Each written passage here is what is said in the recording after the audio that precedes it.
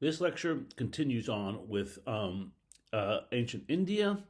With the last class, we talked about uh, uh, the Harappan culture, and somewhere around 2000, 1750 or so, that it was replaced by a group of people called the Aryans. And we'll see in the subcontinent of Maurya or subcontinent of India, eventually out of this group will emerge the Mauryan Empire. Now I'm going to skip over several centuries because we have to move on, and so I just want to hit go from the Harappans down to the Mauryan Empire. I realize I'm skipping a lot of things, but we are in a lot of other places as well.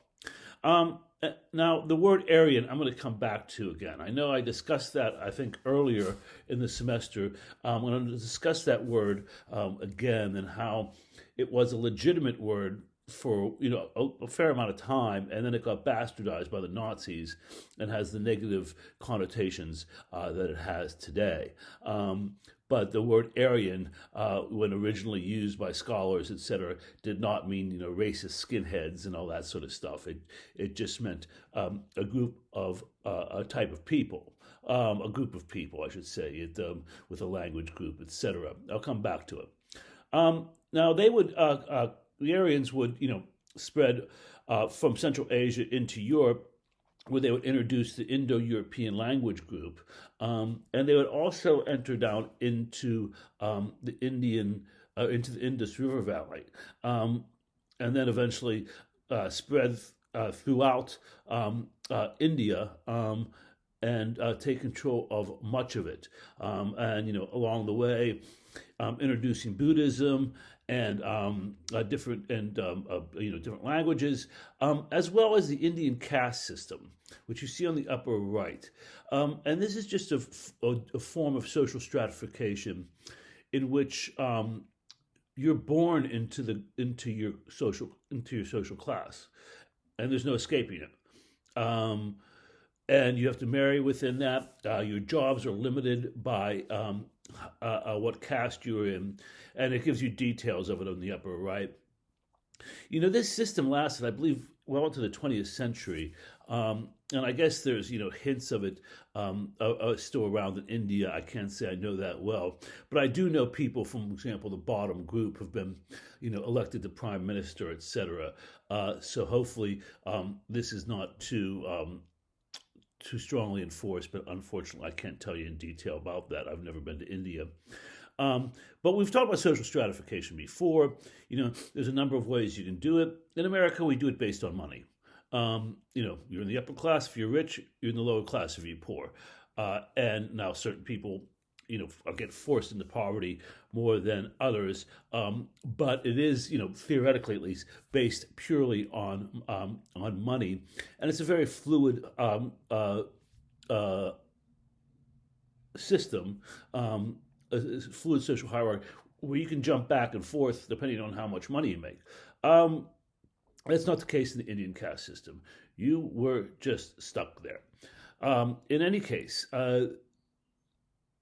you can see in the upper left that they would, and on the lower right, how they would language groups were generally organized, and well, I should say spread, organized in the sense of they are one language group. I'll return to that in 1 second, but spread out of Central Asia into the subcontinent of India, to where the Hittites were, and in what modern day Turkey, and throughout Europe. Now, this is the concept of the Aryan race goes back to the 19th century, and it's a word that modern scholars did not invent, but in fact it was a people who called themselves Aryans, and those Aryans, those Aryans, lived and had a homeland of Iran, and so that's just how they got their name. As I said before, this word would become bastardized in the 20th century, and they seem to be a group of people from Central Asia who like to use chariots and warfare, and both the Indian texts, as well as things like Homer, reinforce this idea, and so that that's why there's this sort of group of this language group that spreads across Europe down into the Indus River Valley. Now, this concept emerges at the same time in the end of the 19th century, where they start dividing up the world's populations based on races, and those races have to do with both languages and also physical characteristics. This, is an extension of Darwin way to sort of classify different species, and but the problem here is that we're all the same species, but this sort of idea of this sort of social Darwinism was used against that. But in any case, the language groups sort of got formed. Now, there's nothing wrong inherently with the language groups, but the racial aspects of it are quite wrong. But these language groups do in fact exist, and as and the in the Indus languages, which were studied by the and English language and Sanskrit that were studied by the Brits when India was a colony, did much to develop these concepts. Now back to the caste system. Here we see it in greater detail. The Brahmins are the priestly academic class. So it's interesting that the classes here strictly stratified, but also notice that the priests were only allowed for the top class. And the next one down is the administrators and the rulers and the warriors, and we go down and we go down and we go down. And wealth, etc., was divided up between the peoples based on this sort of social stratification. But this gets introduced with the Aryans, who came around 1600, maybe 1500 into India. Now, let's jump down to the Mauryan Empire. The Mauryan Empire was started by the name of a man by the name of Chandragupta. And we can see the dates of his reign there. And he starts the Mauryan Empire. It'll end in 185 BC by a coup, the Shunga coup. We won't worry about that. Let's just worry about the Mauryans.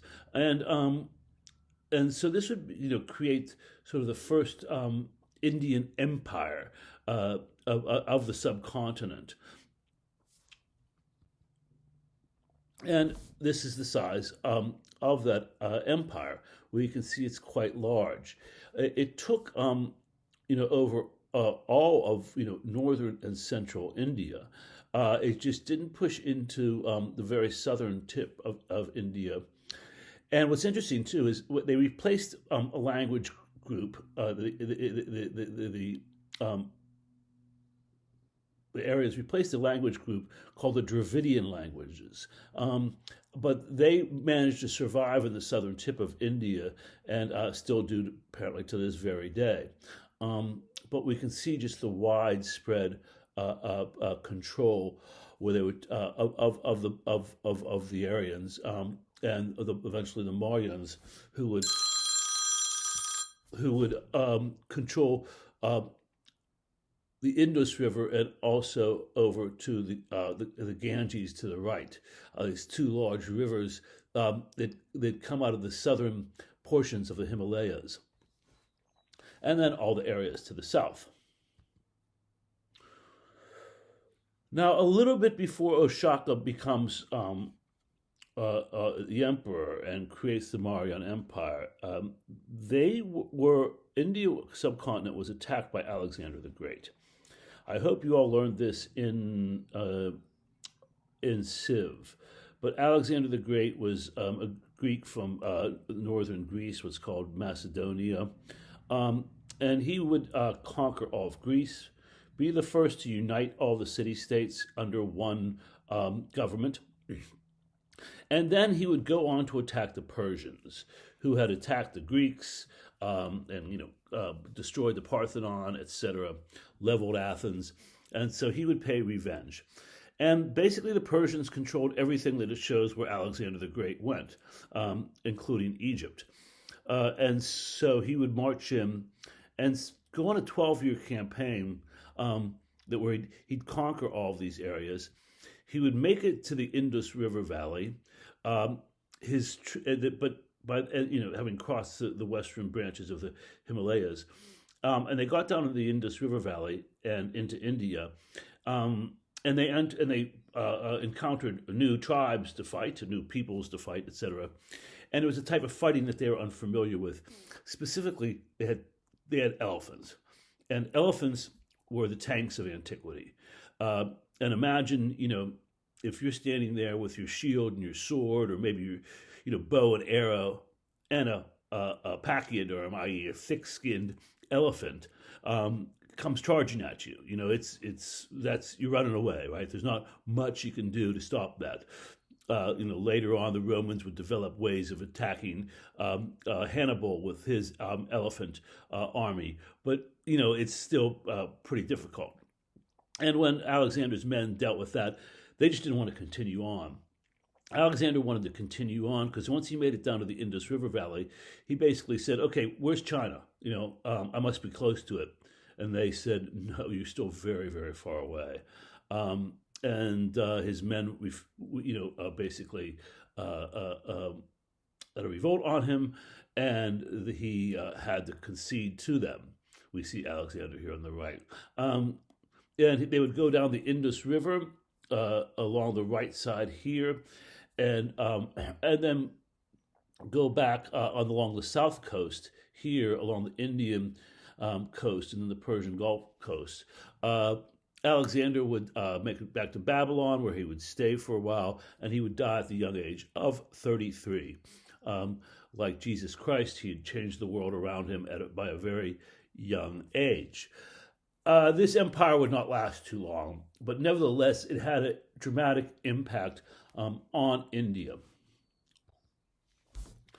We can see here better the map of Alexander's conquest, where he first goes down through Syria, takes Phoenicia, takes Egypt, then comes back and marches through Assyria and Babylon.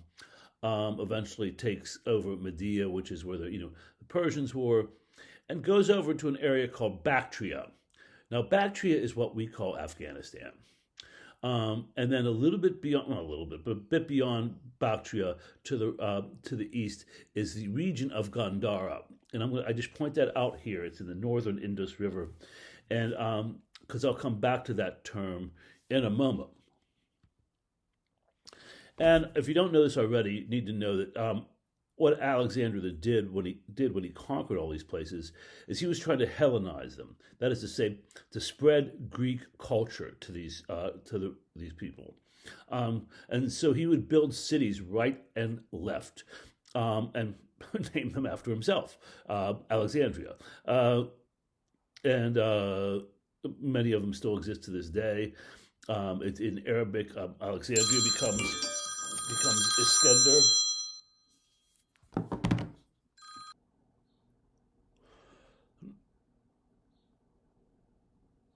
Now, when we move over to the eastern border of the areas that Alexander took, you can see that there's several Alexandrias listed there in the center in pink. Moving down to on the sort of the west side of the Himalayas, and then there's even one that once he crossed, actually a few cities that he created once he crossed into the Indus River Valley, and naming one after himself, a couple after himself. In any case, I want to talk about the influence that would occur from this interaction with between the Indians and Alexander and the Greeks. I want to point out a site on the right there in Bactria, in modern-day Afghanistan, called Ai-Khanum, and we see a little plan of it on the right. And this was a city that was built by Alexander, um, way to the east. What for what the Greeks would have just considered the edge of the world. And here is a photograph of it now. Another map on the right. The French were digging this for a long time. I don't think they are, or I don't think they are presently right now, but I'm not sure about that. I have met some colleagues who have worked along this at this site. It's along the Oxus River, a major river, and was important trading post. Here's another shot of it from the air on the right. We can see some buildings on the left there. Notice the archway there on the lower left. The very sort of Greek or Roman, I should say more. They notice the coins there. That's a Bactrian coin, but it has a lot of sort of it has a great Greek feel to the design.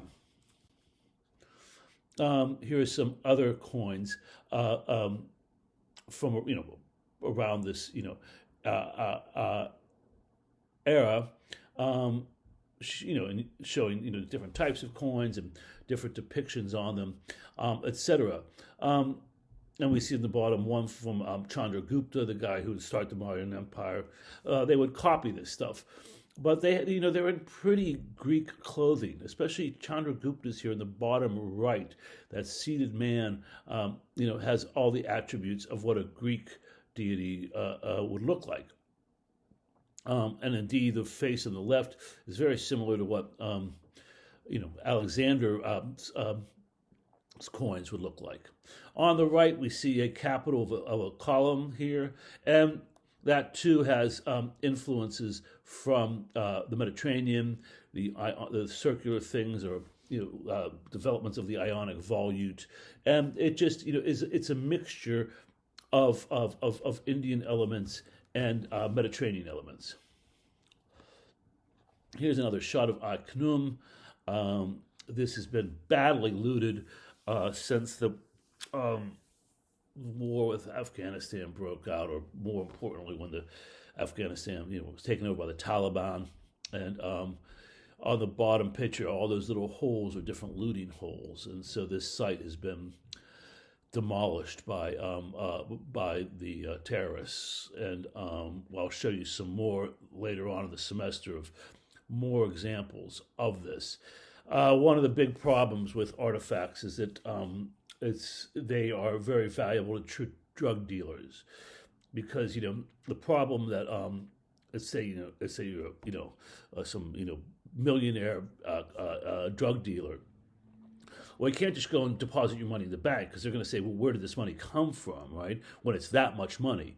If it's a couple $100, they don't care. But if you're putting in hundreds, thousands, or millions of dollars in a bank, they sort of have to know where it comes from. And the way to launder money really well is to buy antiquities with it, and then turn around and sell those antiquities. And so if people look into the paperwork, they can just see it was sold, was gotten for the sale of an antiquity, and wouldn't pursue it anymore. So that's just one of the realities of the problem. And also, this is, when we cross the Himalayas out of Ainkanum to the east a little bit and go into the Gandhara region, we get this Gandhara Buddha in the center here. And he is a Buddha, but once again, it has mixtures of Greek and Indian elements. On the left, we see a traditional Buddha seated there with his hand up and palm facing out.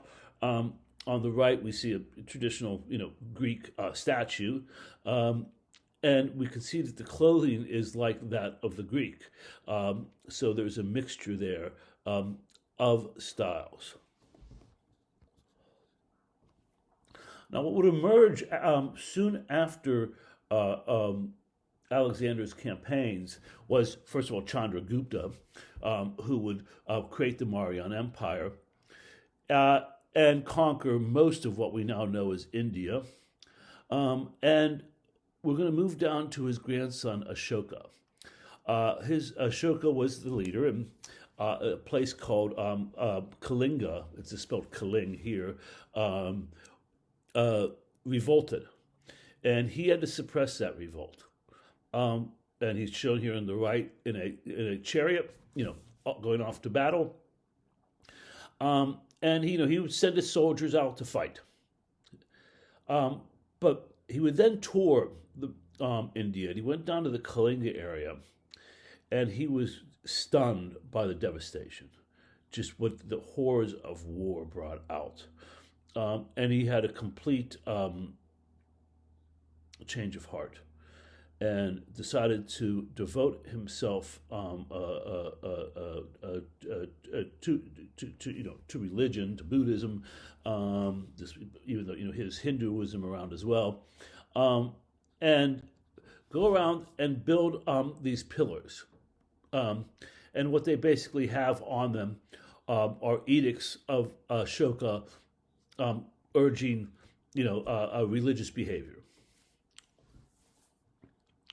Interestingly enough, these pillars are capped by three lions, and I just point this out that not only, for example, did we see a lot of lions in Mesopotamian art, but but there is obviously lions in India. But what's interesting here is that modern India has used this symbol as their symbol, because Ashoka was sort of the first, the leader of the first sort of great empire of unified India. And here we see where the major rock pillars are. There's also, pillar edicts, or the triangles. There's also these major rock edicts, which is to say the same message was sent out by Ashoka, but it was carved into a rock rather than put on a pillar. And so we see the extent of it here. Now, another interesting thing is that Ashoka mentions these leaders like Antiochus, who was in charge of what we'd call the Middle East now, Ptolemy, who was in charge of Egypt, and then Alexander for Greece. And Antigonus is more down in Turkey. So the label wasn't perfect here.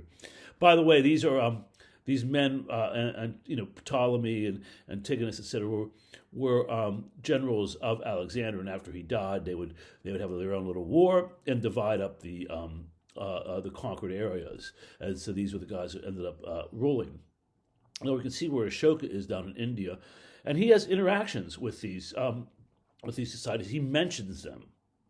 And indeed, he says, that Dharma, this is a cosmic law of Buddhism, or Dharma, as you might know it, has spread throughout all of these areas, and sort of taking that as a sign that of his successfulness in spreading the truth.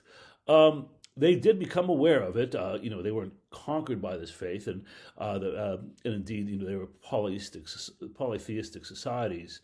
But they were made more aware of India. Indeed, when Alexander would return, he would, by the way, return with a whole bunch of Indian elephants, and the Greeks were just stunned that he made it that far. As far as they were concerned, this was pretty much the edge of the world. And then he tells them, no, it's not the edge, it's not even close. And so because of Alexander, the worldview of the Greeks really got much, much, much larger. And one of the great cities that Alexander would create in Egypt, Alexandria, would become a very important ancient school and library. And they would, be the first to sort of learn, just figure out just sort of how big the globe was. They would start doing research and being able to sort of, by some interesting methods, be able to get a ballpark figure of the size of the globe. And it was just astronomically larger than they had thought at this time. This is one of the rock edicts by Ashoka that mentions these Mediterranean figures here, and so I just pointed out to you. Now, one thing I want to talk a little bit about and end the talk on are what's called the Bamiyan Buddhas. And these were Buddhas which were up in Bamiyan in sort of the northern Afghanistan, I believe. Uh, and they held a massive statue of Buddha. And we can see that on the bottom and the top right. This is what it looks like now on the left. What happened was that,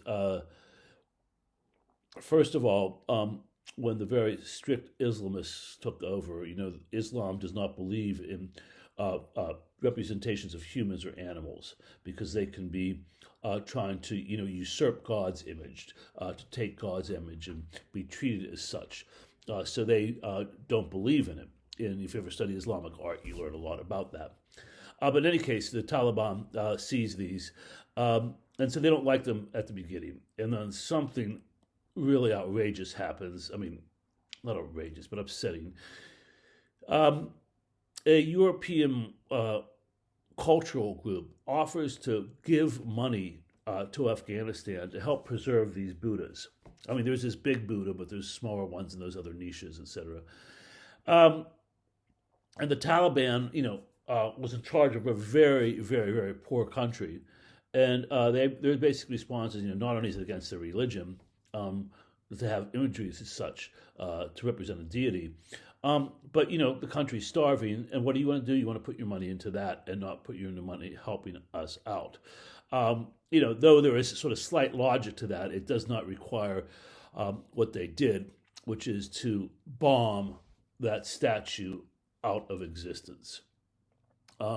We can see the size of it on the left here, with the man standing at the right foot, and they put bombs all around it and destroyed it. I'll never forget when this happened. This thing had made it, about 2,300 years or so until the Taliban.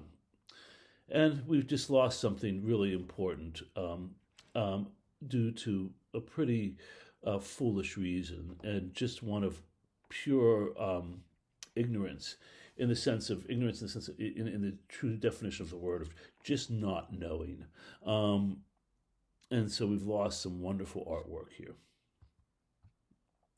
I'll just show you some other shots of it here. The one on the upper left shows you, that there were, a few Buddhas around, and you can see on the bottom sort of the geology surrounding it. And on the right, what it looks like now. And here we go again. What it was before, and they filmed it being bombed. Now, this is, one of the great losses of archaeological losses of my lifetime. And I'm going to be spending a fair amount of time at the end of the semester talking about, the destruction of culture, of our cultural heritage. And there is just simply, no good reason for this, either than just pure spitefulness. And so just be aware of this, that these sort of things go on. And it also just shows how powerful history is, that these guys were so frightened by history that they had to they destroy it. And if not history, art, that they're frightened by that as well. So I just wanted to show you that. We will... but the Mauryan Empire is sort of the last part I want to talk about. India, as I said, with the Mauryans, we get the introduction to Indo-European languages in the region, and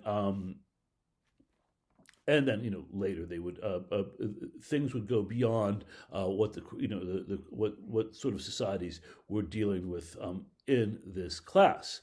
So with that, I will end India, and we'll move on to, I believe, prehistoric Europe on the next one.